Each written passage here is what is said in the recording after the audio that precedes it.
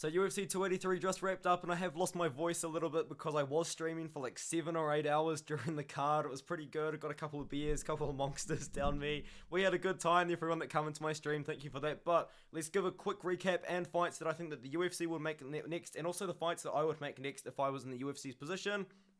I think this was a great card. UFC 285, one of the better cards of the year on paper. It did deliver, in my opinion. There were some great fights and great upsets as well. I went pretty good on the card. I think I got 3 wrongs. Went 11-3 on the card.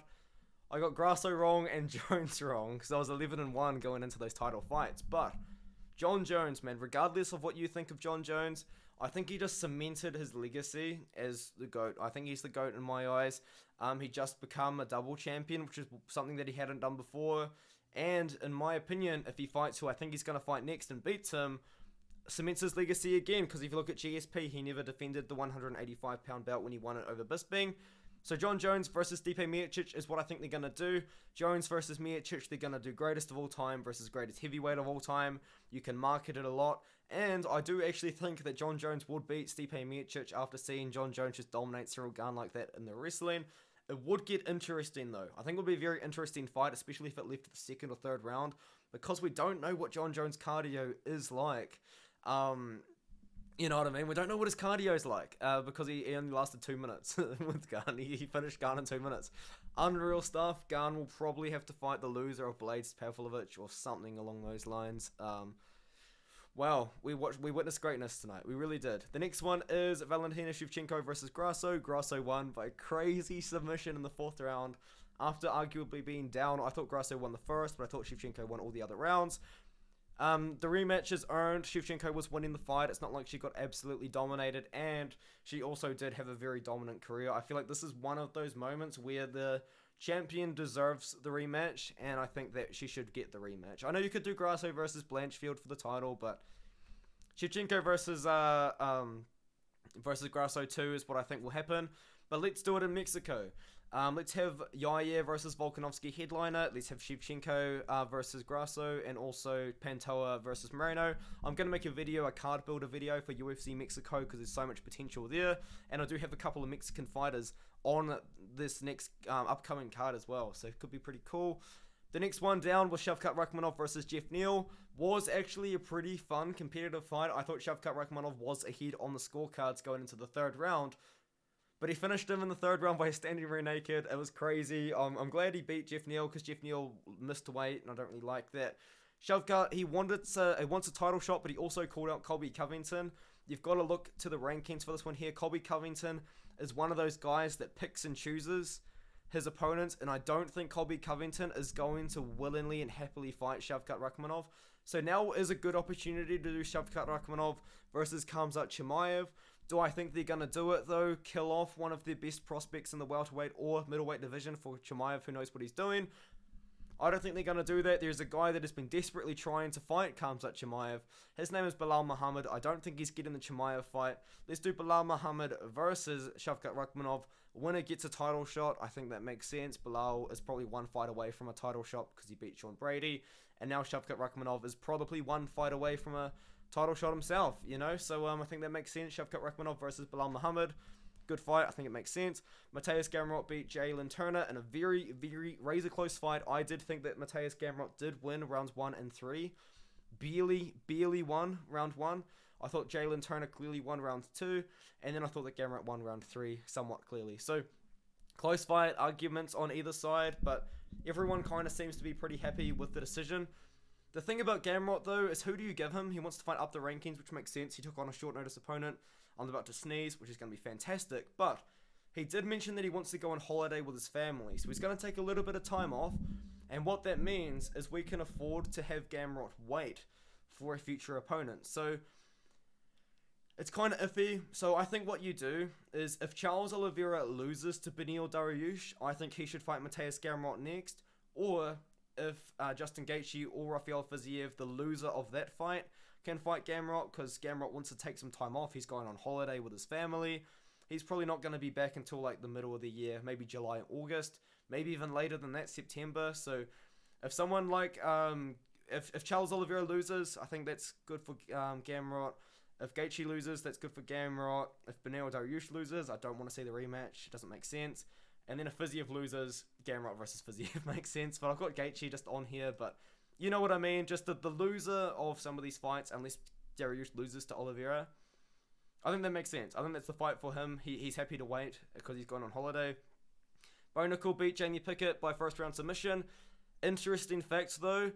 Jamie Pickett's management is actually going to try and get this fight overturned to a no contest because of that knee that Bo Nickel landed on Jamie Pickett. He landed that knee on his groin, and because of that groin strike, what Jamie Pickett's management team is arguing is that resulted in the takedown, which resulted in the finish. So maybe you see this fight overturned, but I mean, it doesn't really matter anyway. Bo Nickel versus Marc-Andre Barriault is who I have next. Step up in competition for Bo Nickel. We don't know what Bo Nickel's cardio looks like. I feel like Marc-Andre Barriault is one of those guys that will defend the takedowns for a little bit. I mean, Jamie Pickett did defend one takedown from Bo Nickel. I think what would happen in this one here is if it left the first round, it would be interesting because we don't know how good Bo Nickel's his cardio is, because every single fight in his whole career has finished in the first round, so we don't actually know how good his cardio is. And Marc-Andre Barriault has cardio. He weaponizes his cardio. I think it would be a pretty easy win for Bo Nickel, though. I think he would be a crazy favorite, but there's no point rushing Bo Nickel into the top 15. We've got time, let's build up his record. Let's give him experience against opponents that are going to test him on the feet. Marc-Andre Barriault would test him on the feet, and I think that Marc-Andre Barriault will probably defend at least one takedown as well. And if it got to the ground, I think Marc-Andre Barriault would be able to defend at least one submission. You know what I mean? So it could get interesting. But that's what I've got. The next one is Cody Garbrandt. He beat Trevin Jones, looked pretty good. He took the third round off, which I don't really like to see. He looked good in the first two rounds, and in the third round he looked terrible. I don't like that he took the third round off. It made sense to me, but I mean, it was a little bit silly, and it kind of did scare me a little bit because he got cracked with some shots. Does this tell us that Cody Garbrandt should be fighting ranked fighters again? Absolutely not. Let's give him another pretty winnable fight. I don't really care about the Julio Arce fight, but a fight that I do care about, a fight that would be the main event of the prelims, would be Cody Garbrandt versus Ricky Turcios. Ricky Turcios won the Ultimate Fighter.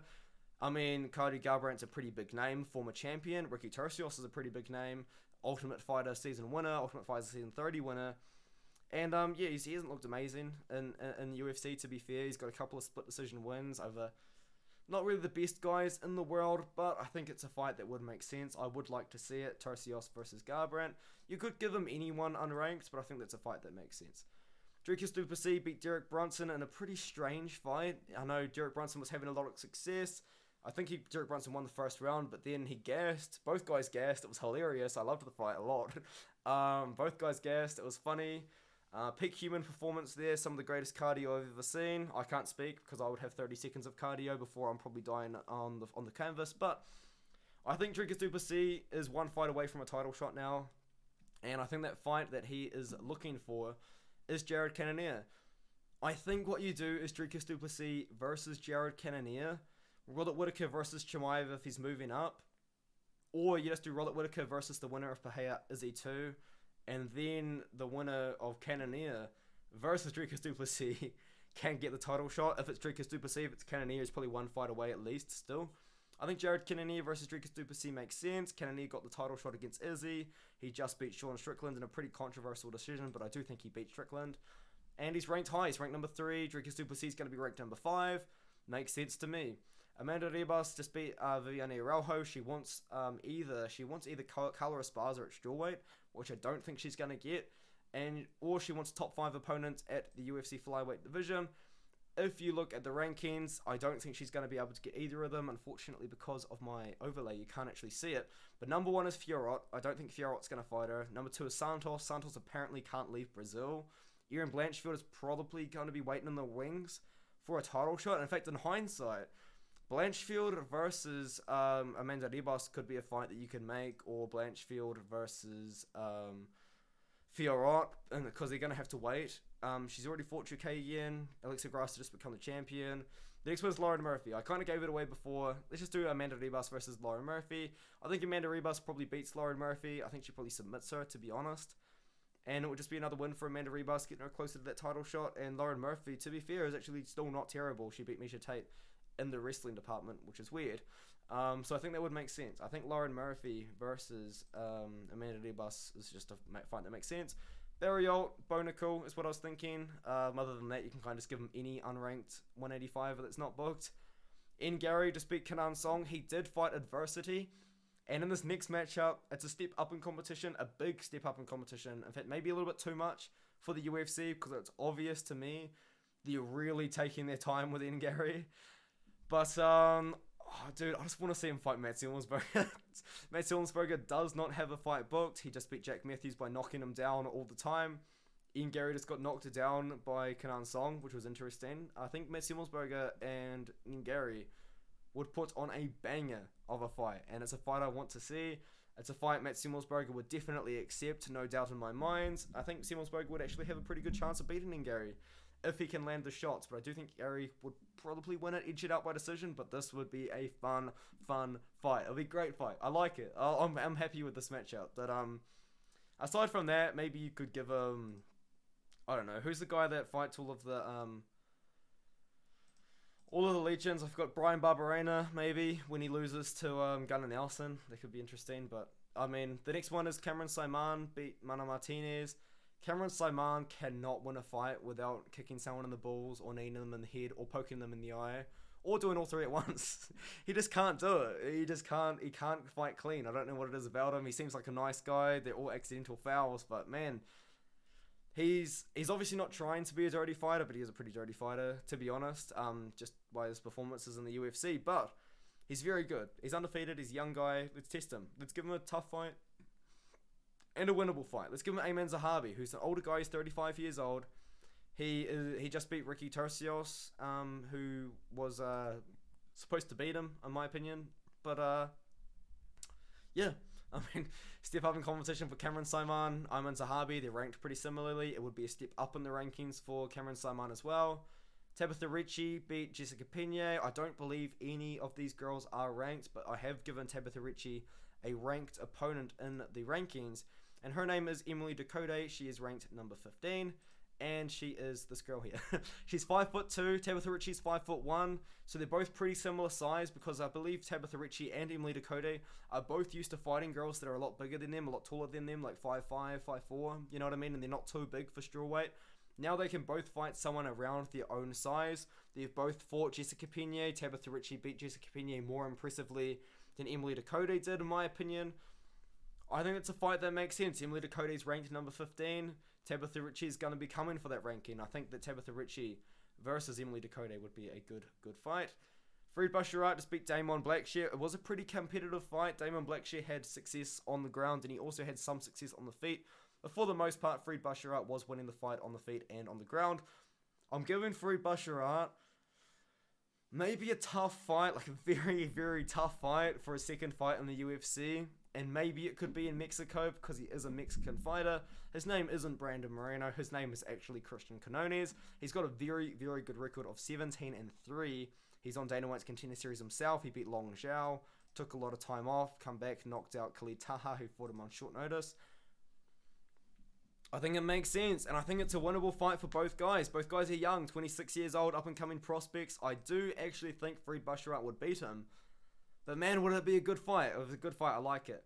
The next one is Loic Radzhabov fought Esteban Rilovic on short notice. If Esteban Rilovic had better fight IQ and better takedown defense, he probably would have won the fight. Like, Esteban Rilovic was smacking Loic Radzhabov up in times, had him rocked all over the place, and he would sprint forward and get taken down every single time. It was the most frustrating moment of my life as someone who liked Esteban Rilovic, as someone who picked Esteban Rilovic.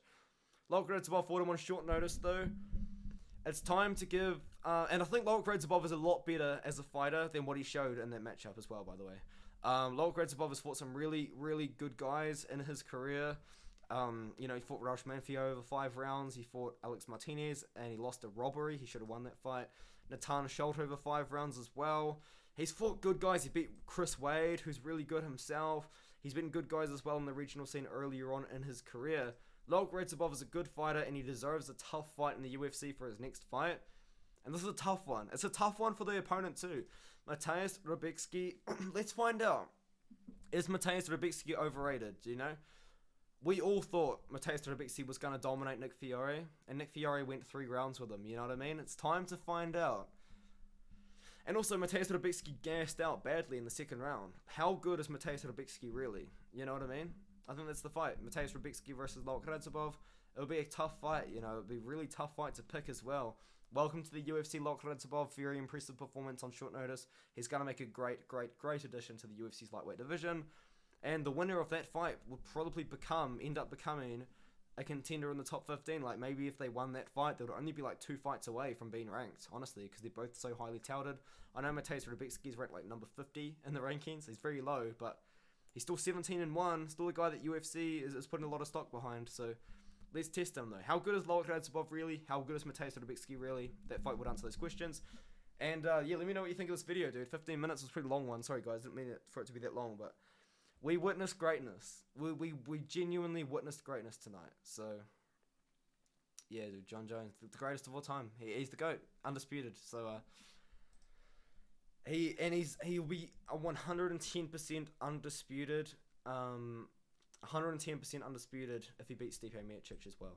110%. So yeah, I'll see you in the next one.